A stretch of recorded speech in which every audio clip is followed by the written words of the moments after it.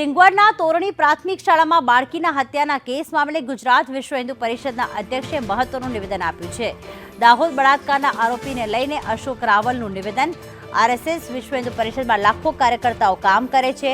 અમે ગોવિંદ નટને 2 વર્ષ પહેલા દૂર કરી દીધો હતો। ગોવિંદ નટની કામગીરી યોગ્ય નહીં હોવાથી તેને દૂર કર્યો હતો। આવા કૃત્ય કરનારને ના છોડવા જોઈએ। ફાંસીની સજા થતી હોય તો એ પણ આપવી જોઈએ। વિશ્વ હિન્દુ પરિષદ આરએસએસનો કાર્યકર હોય તો પણ સજા થવી જોઈએ। વિશ્વ હિન્દુ પરિષદ પીડિત પરિવાર સાથે ઊભું છે।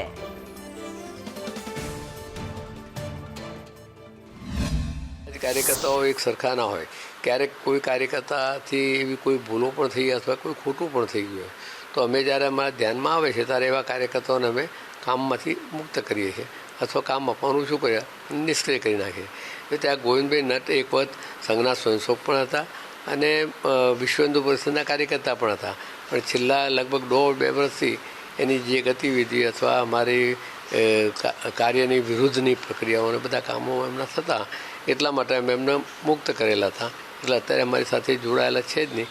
એટલે એના અનુસાર બીજું પણ આ જે કંઈ થયું છે એને કર્યું હોય તે ખોટું જ છે અને આને કોઈને પ્રોત્સાહિત કરાય નહીં।